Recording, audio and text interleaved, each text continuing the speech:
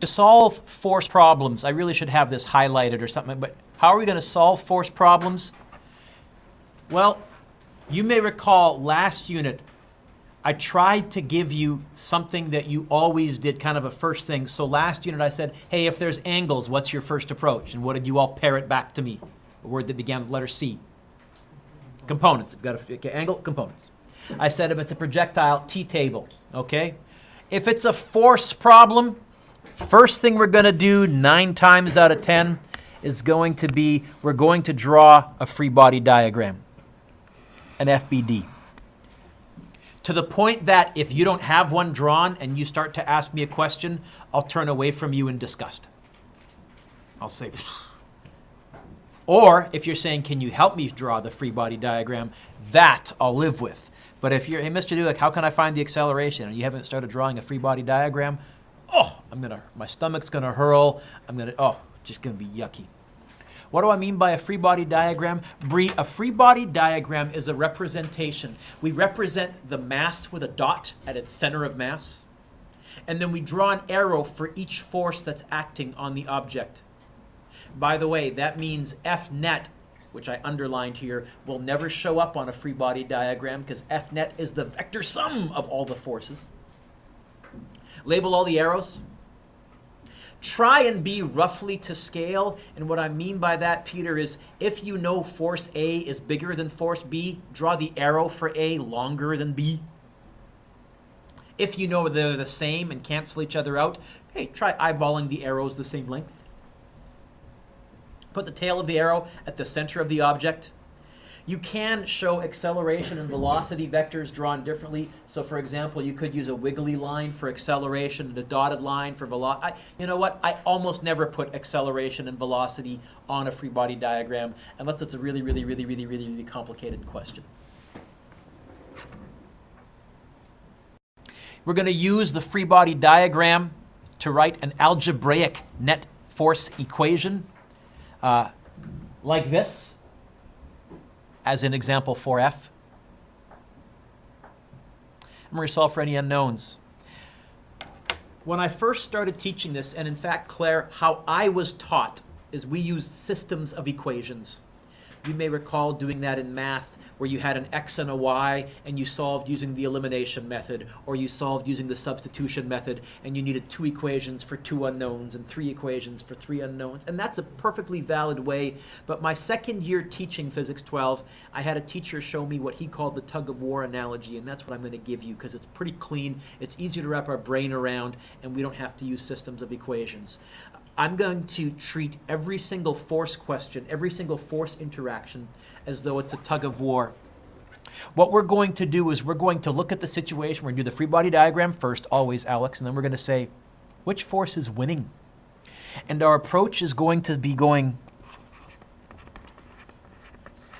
winner minus loser equals the net force. Although, full disclosure, after a few lessons, Sam will be good enough that we actually won't write F net. We're going to write MA, because F net, force F equals MA.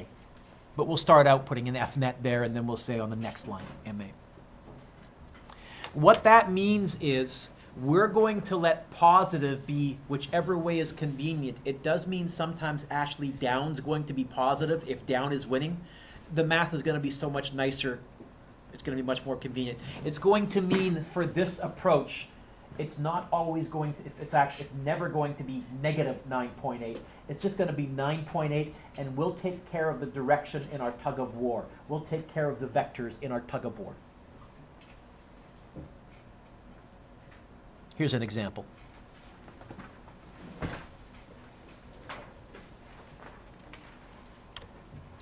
A 2,000 Newton rock hanging from a rope accelerates upwards at 3 meters per second squared. Blah, blah, blah. What do they want me to find? It's in part D. What do they want me to find? Okay? I've given you all the steps required in this question, but by the time you get to the test, I'm going to be perfectly comfortable giving you the situation. Pay attention.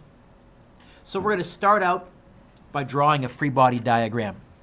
We represent the rock with a dot. What are the forces acting on this rock? Get the obvious one. Now, my students hopefully last year learned that as soon as I say get the obvious one, what are you going to respond back to me? Gravity, unless you're in outer space. Okay?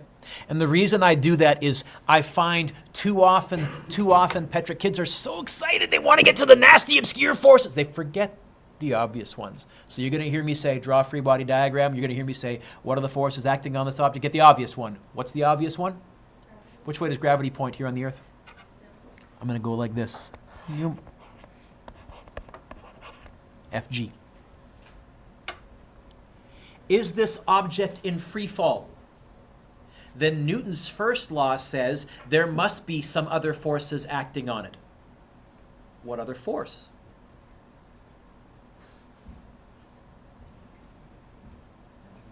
Loudly. Tension.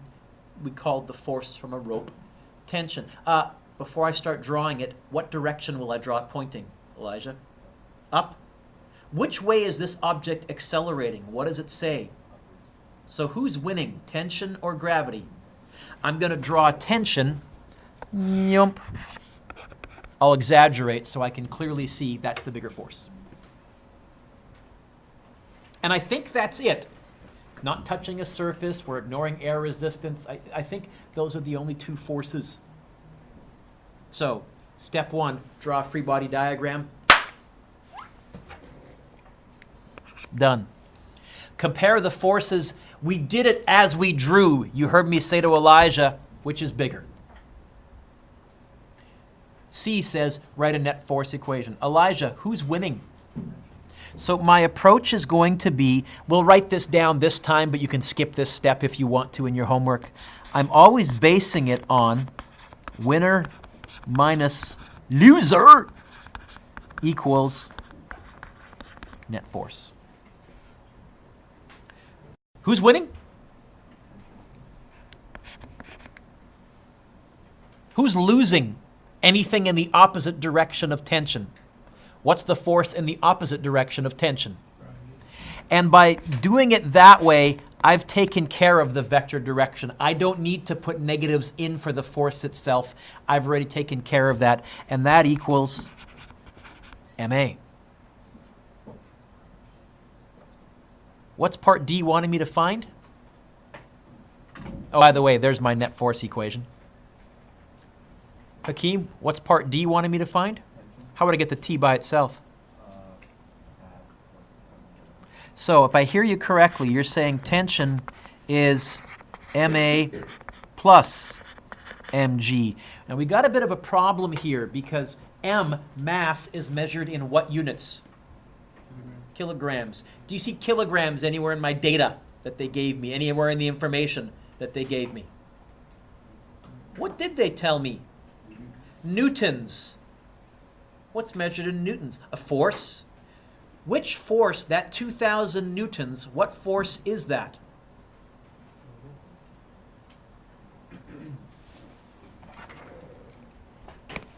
This 2,000 newtons here, what is that?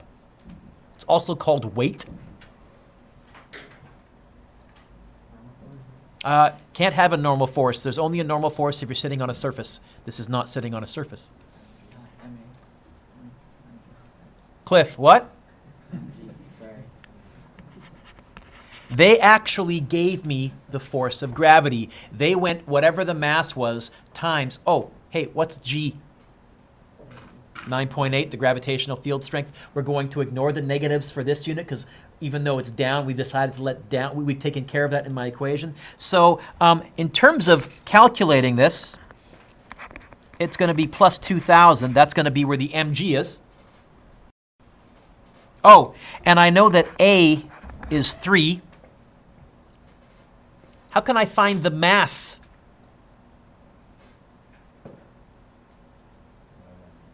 Divide what by 9.8? Oh, if they gave me mg, they're always giving me the mass. Because, in fact, first of all, if they give me the mass, they're giving me mg because I can multiply by 9.8 on the Earth. Or if they give me the weight, I can always find the mass because I can divide by 9.8. In fact, you know what I'm going to do, Nate?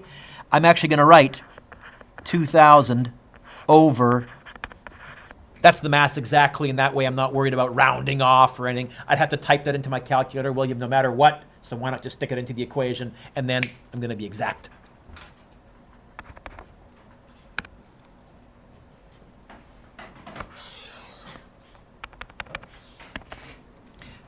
(2,000) times 3 divided by 9.8 plus 2,000.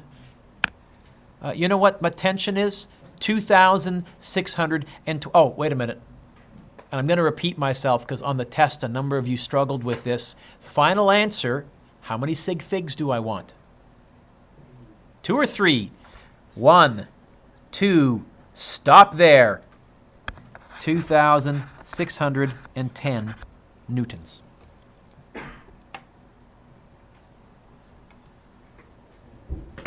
Other variations on this question? Race, I could tell you that maybe the rope can only manage 2,800 newtons of tension. How fast can you accelerate at? Oh, in that case, I'd be giving you this number. You'd still know this. And you'd divide by m to find the maximum acceleration. If you tried accelerating faster than that, rope's going to break. Or, well, let's see. Some thought experiments. Example 6 says, is it correct to say that if the rock in example 5 is moving upwards, the string tension must always be greater than the weight of the rock?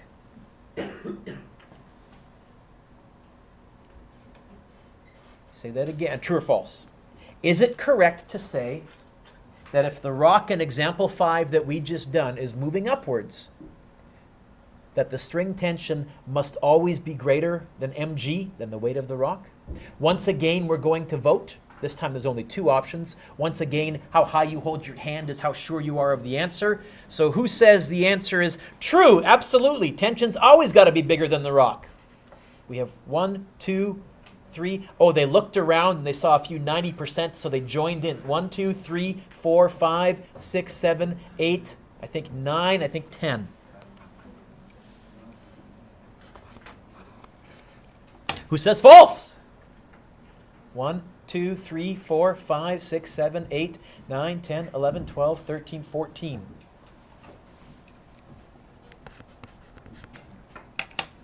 Convince me. Clearly, around half of you are wrong. Or right. Glass half full, Mr. Dueck. Okay, fair enough. Michael, what did you pick? I said it was false. Convince me. Because in order for the tension to be greater, it has to be accelerating upwards. Ooh. So, if it wasn't accelerating, what's another word for not accelerating? Begins with the letter C.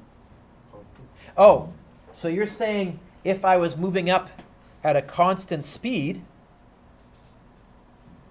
keep going. Ooh. He used 2 physics words. Oh, my little math nerd heart went pitter pat. You get a candy. There you go, there you go, there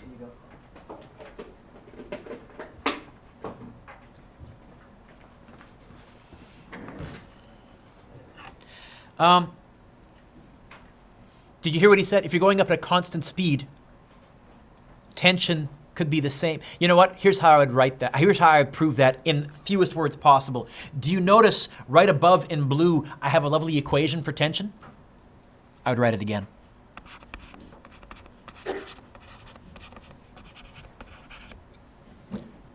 And then what did you say? What was your argument? If A was what? 0.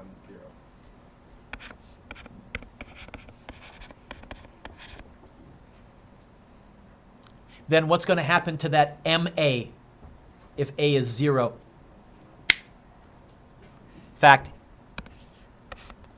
here's what I'm saying.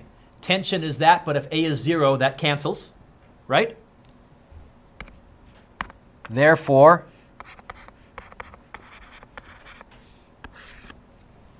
it's not always bigger than gravity. It can be equal to gravity. Look at that, 2 lines and 1 word of English, if. I probably could have ditched the if, and even if I was really clever, I might even be able to shorten it. But that's pretty good. Example 7. For this same rock moving upwards, we've clearly shown that tension can be greater. That's what we found. We've just shown that tension can be the same. Can it ever be less than the weight of the rock? Once again, we're going to vote. Once again, how high you hold your hand is how sure you are of the answer. So this is only a 50-50, yes or no, right? So can tension be less than mg for a rock that's moving upwards? Who says, yeah? 1, 2, 3, 4, 5, 6, 7, 8, 9, 10, 11, 12. Bree, you got to stop voting after looking around. I'm telling you, I'm noticing this, but that's okay. I'm not going to call you out. Oh, I just did. Sorry. Who says no? 1, 2, 3, 4, 5, 6, 7, 8. Was that a no or a pen twitch? That was a pen? That was a no? Okay. A few of you didn't vote. Cowards. Convince me.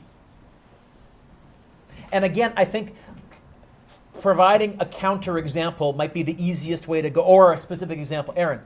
Well, it could be moving up but accelerating downwards. How could it be moving up and accelerating downwards? He's right. How can it be moving up but accelerating downwards? Slowing down. Behold. Ready? Watch. Sorry for those of you online at home. Watch the bottom one. Was it moving up? Yes? But was it slowing down as it was moving up? So if it's slowing down when it's moving up, which way is it accelerating? And watch the rope when I do that. What did you see in the string? Slack? Well, that must mean, in fact, that must mean tension was like 0. Right?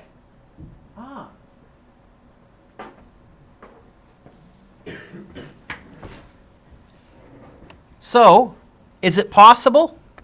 Yeah.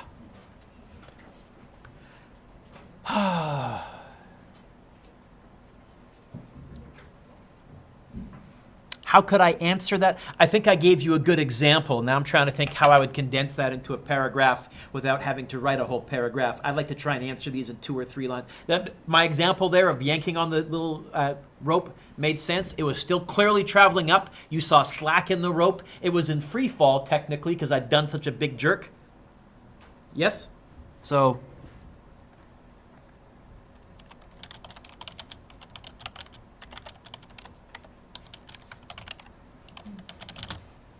Okay, you guys want an actual one? Okay, how would I phrase this?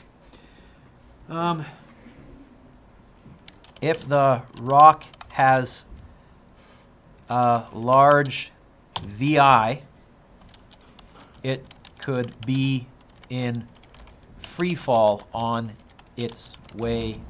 Oh, my computer thinks free fall is 2 separate words, doesn't it? Yeah, my computer likes to capitalize. On its, no, you know what? It's there, on its way up. Therefore, it is, so that's an apostrophe. It's accelerating downwards. And tension is less than weight. That's way too much writing for me. You can see if it's too much writing, I tend to switch to typing because I hate handwriting that much. You know what? I think if you just gave me the example that I did, I'd certainly take that. Totally. Totally.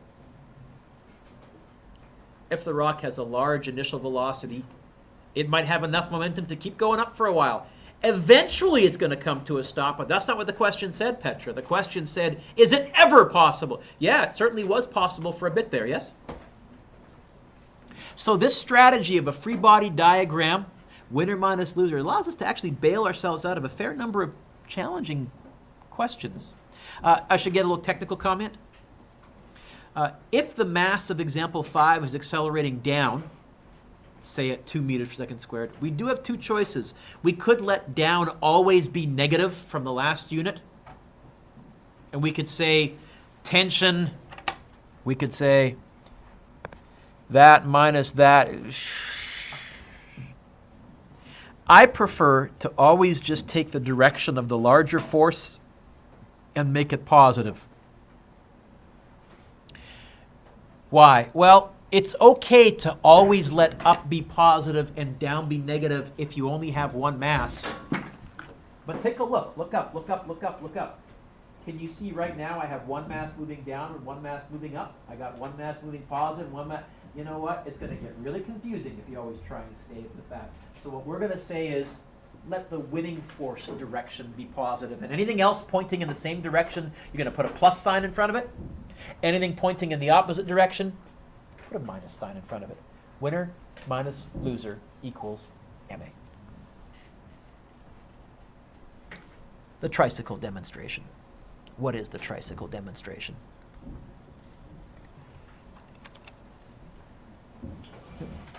Don't want that. Wrong button.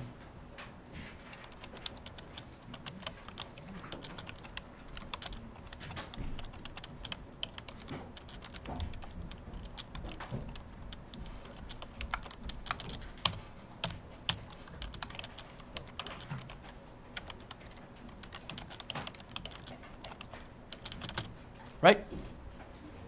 Draw a good free body diagram. Break it, remove all the contraptions. Treat the mass Bree like a dot. The only unbalanced force is to the left. Therefore, it must accelerate to the left, and it's not going to slide because that would mean there's some friction force acting in the opposite direction. We just said there wasn't.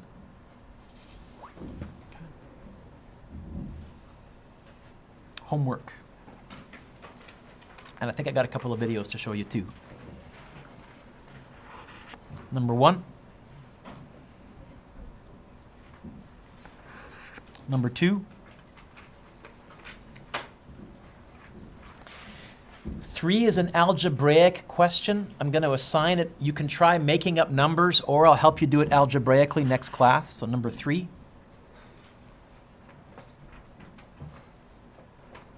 A parachutist free falls for a while. Have I mentioned I jumped out of an airplane? Parachutist free falls for a while and then opens their parachute. If the force of air resistance from the parachute is equal to the weight of the person, which of the following is true? Slow down, they speed up, or they move at a steady speed. Try that one. Number 5. I gave this to my Physics 11s last year. Maybe you remember it, maybe not. Your hint for number 5 is draw a free body diagram. Don't let the whole cyclist confuse. Draw a free body diagram.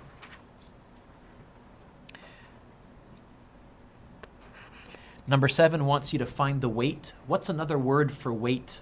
What's the force that we call weight? mg. It's asking you to find it on the moon. You may have forgotten, but in the notes, I did tell you that g on the moon is 1.6 newtons per kilogram. G on the Earth, 9.8. Okay? 9 is tricky. I like number, I'm not saying I like this question, I like this question, I like this question. I am just saying I like it because you're going to use a bunch of stuff from last unit, free fall, distance, time, acceleration, and combine it with what we've done so far this unit. And I have to admit, I have a soft spot for multi-unit, using everything we've done so far, questions, especially if they're kind of interesting. In this case, it's a mountain climber free falling. I'll go with that. Okay.